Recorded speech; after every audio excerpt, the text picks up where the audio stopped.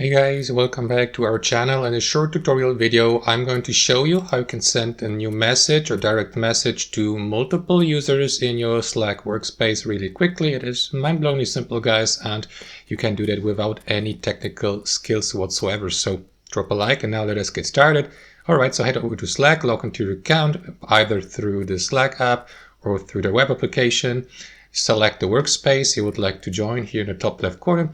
And after that, what you want to do, guys, is click on that plus icon here next to direct messages here on that left panel to start a new conversation. Alternatively, use the shortcut Ctrl-N on your keyboard. And after that, you will see that window here, that conversation history.